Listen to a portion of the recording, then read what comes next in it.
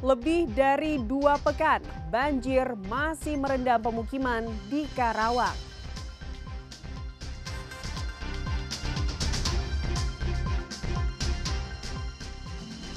Pesta alkohol 96%, 8 warga Cianjur tewas.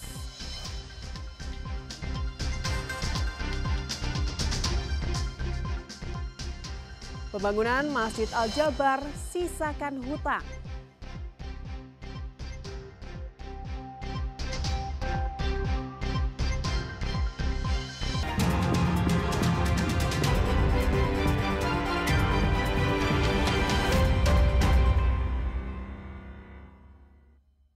Selamat pagi saudara, selain ketiga informasi utama tadi, kami masih memiliki informasi menarik lainnya.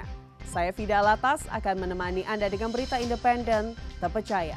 Kita simak Kompas Jabar selengkapnya.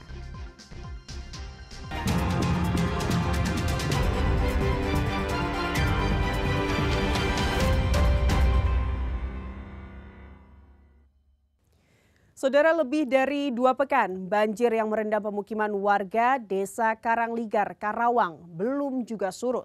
Imbasnya, ratusan warga terdampak dan harus mengungsi. Tingginya curah hujan serta adanya pendangkalan saluran pembuang menyebabkan puluhan rumah warga Dusun Kampek, Desa Karangligar, Kecamatan Teluk Jambe Barat, lebih dari sepekan ini terendam banjir. Ketinggian air yang merendam pemukiman warga bervariasi, mulai dari 10 cm hingga 1 meter. Masih tingginya air yang merendam membuat 123 warga terdampak. Mereka harus mengungsi ke sejumlah tempat yang aman dari banjir, seperti musola, serta tempat-tempat lainnya yang aman dari banjir. Selain merendam pemukiman warga, banjir juga merendam akses yang menghubungkan Desa Karangligar, Kecamatan Teluk Jambe Barat, dan Desa Sukamakmur, Kecamatan Teluk Jambe Timur, dengan ketinggian air mulai dari 30 hingga 60 cm.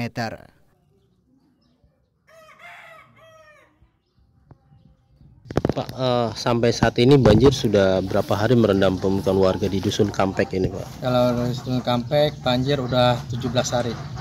17 hari. Ketinggian air berapa saat ini, Pak? Saat ini ketinggian air antara 10 sampai 1 meter. Masih 1 meter ya, Pak? Iya. Nah, masih tinggi ini, ada total jiwa yang terdampak berapa? Kalau total jiwa yang terdampak ada 123 jiwa. Mereka saat ini di mana, Pak? Sekarang ada di musola, ada di rumah kerabat. Jadi selama 17 hari itu masih mengungsi mereka? Iya, masih mengungsi. Pak, ini kan udah 17 hari, terus kenapa sih nggak surut, penyebabnya tahu nggak, Pak? Ya, penyebab akibat aliran sungainya mampet aja. Mampet? Iya. Adi Wahadi, Kompas TV, Karawang, Jawa Barat.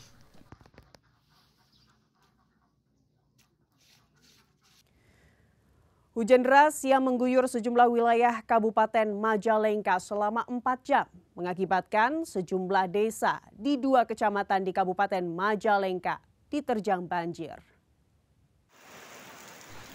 Hujan deras yang mengguyur sejumlah wilayah di Kabupaten Majalengka selama 4 jam lebih minggu kemarin membuat aliran sungai di 2 kecamatan yakni Kecamatan Raja Galuh dan Sindangwangi meluap. Debit air yang terus naik dan ditambah buruknya sistem drainase di 2 desa tersebut membuat sejumlah rumah warga dan jalan provinsi terendam air banjir dengan ketinggian 50 hingga 70 cm.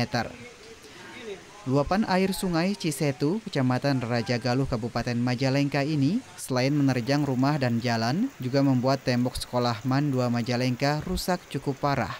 Namun tak ada korban jiwa dalam peristiwa tersebut.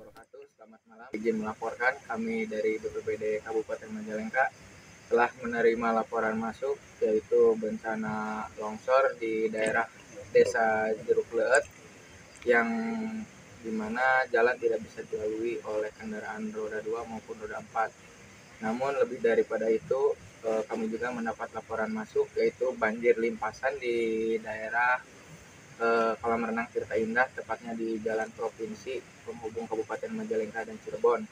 Untuk situasi saat ini aman terkendali dan normal. Banjir yang melanda sejumlah wilayah Majalengka ini merupakan banjir terparah dibandingkan banjir sebelumnya. Meski demikian, air banjir ini cepat surut, kini kondisinya sudah kembali normal. Fadlianto Sugiono, Kompas TV, Majalengka, Jawa Barat.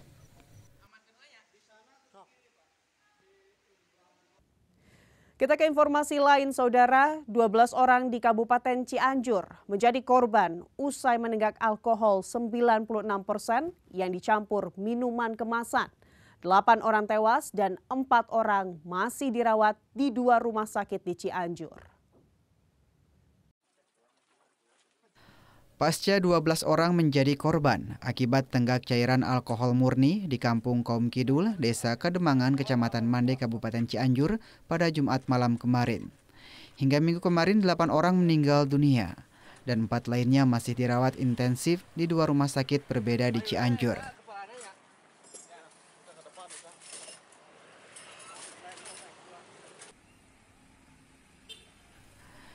Kondisi korban yang saat ini dirawat intensif di RSUD Cianjur sebanyak 3 orang, kondisinya mulai membaik. Menurut petugas RSUD, korban masuk ke RSUD pada Jumat dengan kondisi dan gejala yang diderita seperti sesak, mual, dan muntah. Untuk korban keracunan alkohol, saat ini sedang dievaluasi dan dimonitor untuk penanganan lebih lanjut dan secara optimal. Untuk jumlah keseluruhan korban yang dirawat di sini berapa banyak? Jumlah ada 3 korban Pak yang datang ke Cianjur. Itu masuk ke sini kapan sih? Masuk malam, tadi malam sekira jam 20.30. Ini rata-rata gejala yang dirasakan oleh para korban ini apa aja sih Pak? Secara umum korban mengeluhkan sesak dan muntah. Hingga saat ini petugas tim medis RSUD Cianjur terus melakukan evaluasi dan memonitor penanganan lebih lanjut kasus keracunan minum alkohol. Anggar Riyadi, Kompas TV, Cianjur, Jawa Barat.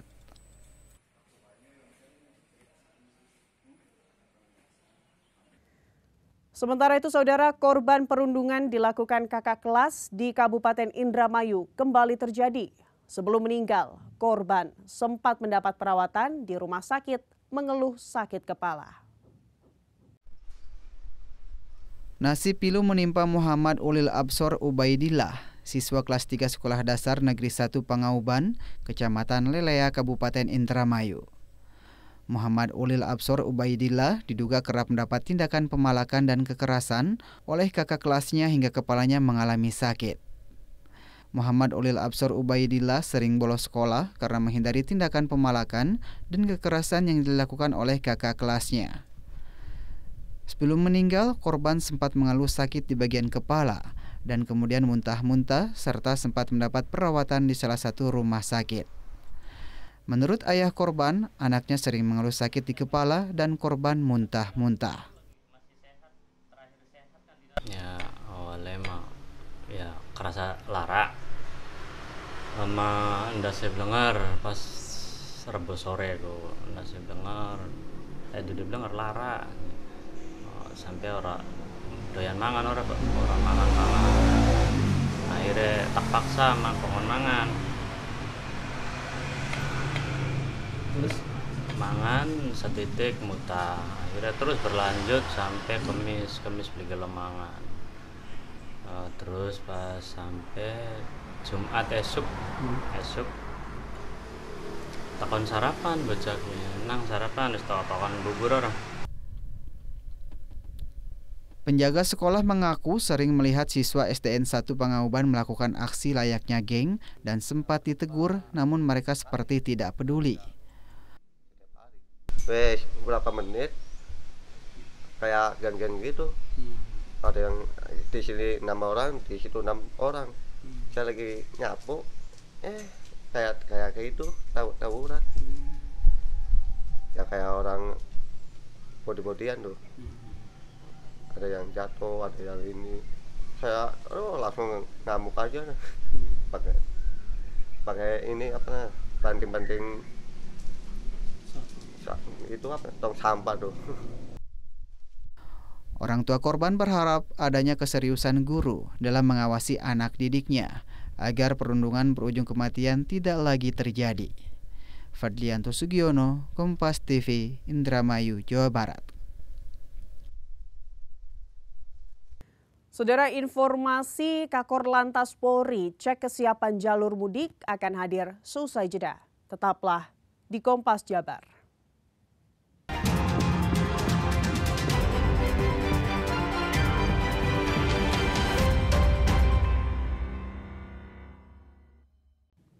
Anda kembali di Kompas Jabar. Saudara, Kakor Lantas Polri Brigjen Polisi Agus Suryo Nugroho melakukan pengecekan kesiapan jalur mudik sepanjang Tol Cipularang. Selain itu, pengecekan juga dilakukan di titik rawan kecelakaan Tol Cipularang, yakni di jalur darurat kilometer 92B Tol Cipularang, Purwakarta.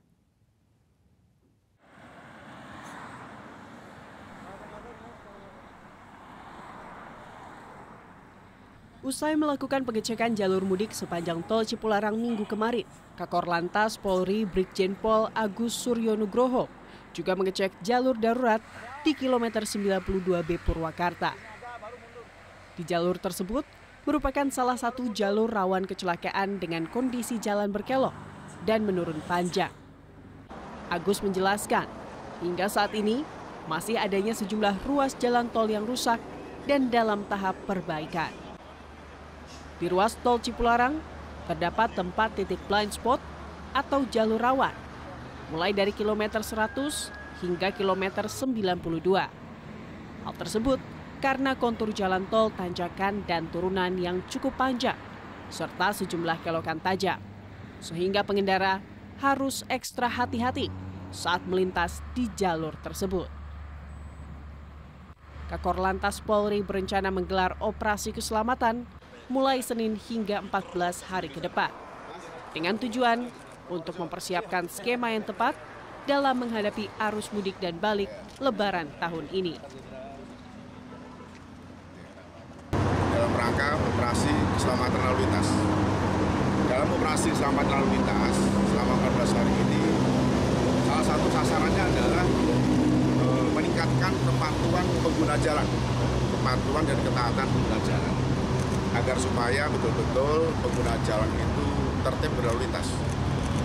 Yang kedua, juga menciptakan situasi yang kondusif dilihat dari Kamsel Tim Carantas menjelang operasi ketupat.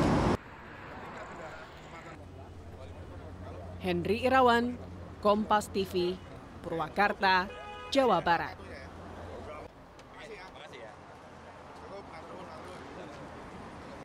Distribusi gas LPG 3 kg di tingkat pengecer di beberapa titik di Kota Bandung telah kembali normal. Harga dan jumlah yang diberikan dari agen pun tak ada perubahan.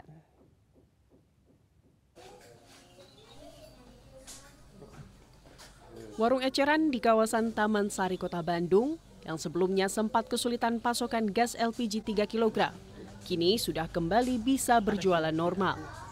Sebelumnya, warga di kawasan Taman Sari Kota Bandung kesulitan untuk mendapatkan gas lantaran kebijakan pemerintah yang menghentikan penjualan gas melon di tingkat pengecer. Harga dan jumlah yang diberikan dari agen pun tidak ada perubahan, yakni Rp17.500 per tabung. Pengecer mengaku tak ada pembatasan pembelian yang diberikan kepada para pembeli. Sejak berada gas, saya sudah jadi pengecer. Semula cuma ada 5 tabung, sekarang ada 75 tabung. Tapi alhamdulillah lancar-lancar aja. Cuma kemarin adalah kendala berapa hari, hampir semua. Tapi di sini mah nggak begitu susah, karena kalau di sini kan cari di agen itu susah. Kadang-kadang masyarakat cari ke agen, ke pom bensin di Linggawastu, bawa tabung datang ke sana, di sana habis, kasihan kan. Jadi saya di sini semaksimal mungkin diadain lah gitu. Kembali dijualnya gas LPG 3 kg di tingkat pengecer membuat masyarakat dapat bernafas lega. Imas menyebut tak keberatan dengan harga LPG 3 kg yang ada, asalkan tak sulit untuk mendapatkannya. Masyarakat berharap ketersediaan gas LPG melon dapat tetap stabil agar tak sulit untuk memenuhi kebutuhan sehari-hari maupun berdagang. Tim Liputan, Kompas TV, Bandung, Jawa Barat.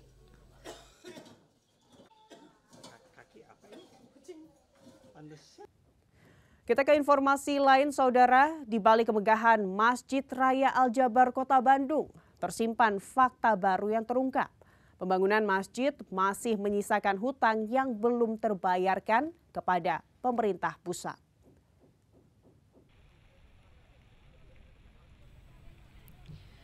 Masjid Raya Al-Jabar di Kota Bandung menjadi kawasan wisata baru bagi warga Jawa Barat maupun luar Jawa Barat.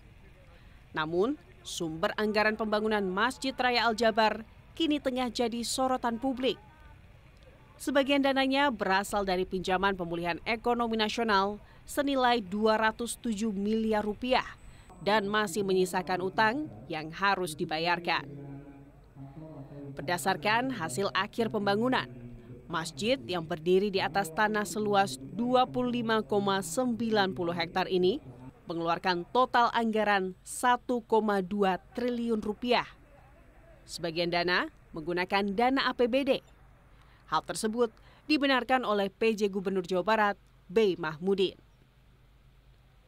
B menyampaikan, hutang tersebut kini dalam proses pembayaran dalam bentuk cicil 500 miliar per tahun selama 8 tahun kepada pemerintah pusat. Pemanfaatan pinjaman PEN tersebut dilakukan di era Gubernur Jawa Barat sebelumnya, Ridwan Kamil.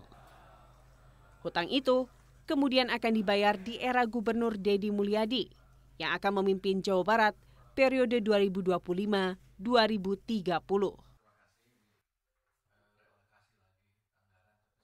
Intinya sih kami pendapat Jawa Barat mendukung agar pembangunan APBD ini lebih kepada kesejahteraan rakyat yang berdampak langsung pada masyarakat. Itu aja. Kalau itu totalnya berapa sih yang dipakai dari dana PEN itu? Kan 3,4 triliun total untuk Al-Jabar itu kan dari PEN, itu 207 miliar. Ya. Ya total, tapi kan ada dari APBD. Tapi dari PEN 207 miliar. Sunandar, Kompas TV, Bandung, Jawa Barat.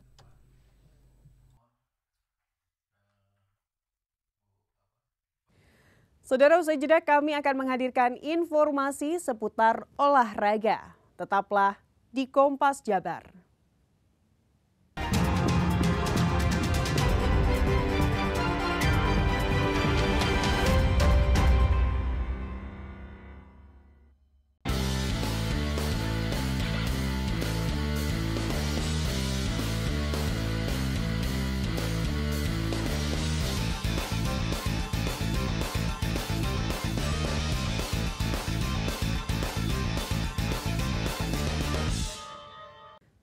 Saudara, kilas olahraga kita awali dari sepak bola. Persebaya Surabaya kembali meraih hasil buruk di pekan ke-22 Liga 1, kalah tumbang dari Persis Solo.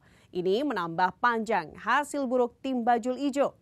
Akibatnya, manajemen Persebaya Surabaya mengancam akan memecat pelatih Paul Monster.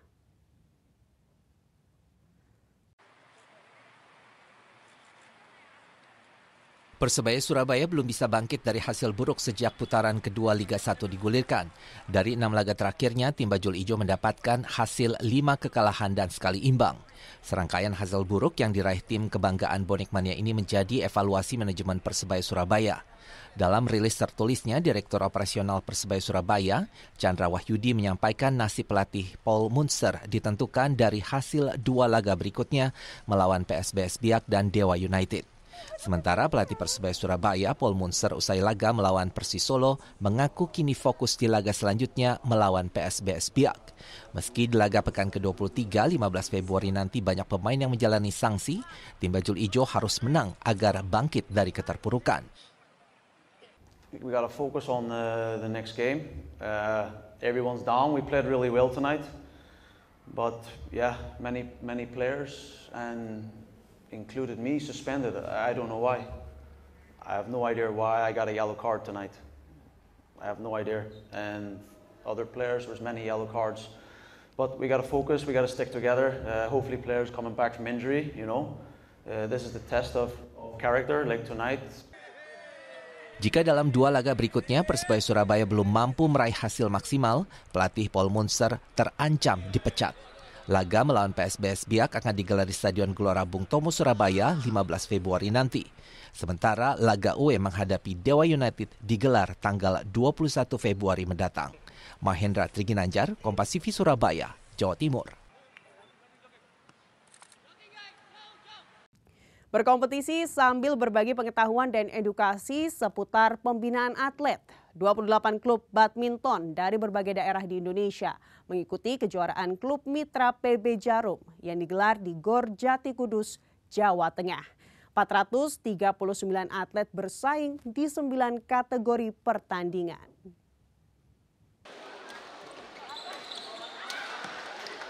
Sebagai salah satu klub bulu tangkis terbaik di tanah air, PB Jarum terus berusaha maksimal membina dan melahirkan talenta terbaik.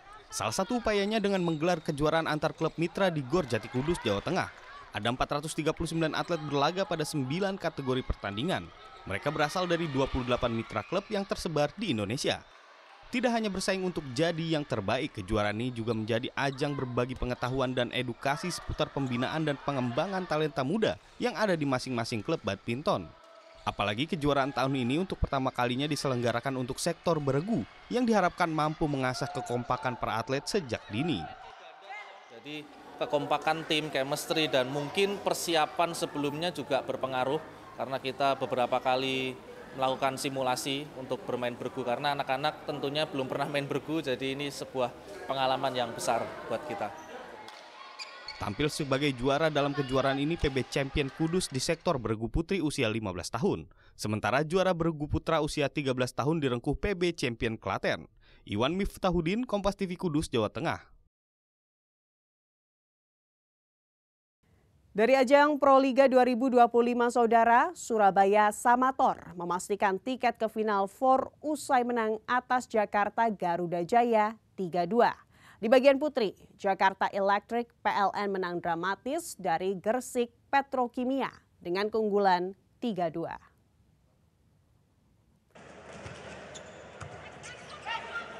Hasil bersih dari Julia. Duel sengit terjadi ketika Electric PLN berjumpa Petrokimia Gresik di Gor Jalak Harupat, Bandung hari Minggu. Jakarta Electric yang sempat unggul 17-15 gagal mempertahankan momentum di set pertama hingga Gresik Petrokimia merebut set pertama 25-21. Di set kedua, Electric PLN berusaha untuk mengurangi kesalahan dan bermain lebih solid. Dengan persaingan ketat, tim Electric berhasil menyamakan skor dengan merebut set ini 26-24. Kedua tim yang saling menyerang membuat Gresik lebih tampil konsisten untuk merebut set ini dengan keunggulan 25-21. Di set keempat, Electric kembali menunjukkan penampilan terbaiknya dengan merebut set ini 25-23 hingga memaksakan set penentuan. Di set ini, Jakarta Electric langsung mengambil alih kendali serangan dan menutup kemenangan 15-9. Hasilnya menjadikan Electric PLN menjaga harapan untuk melaju ke babak Final Four Proliga 2025.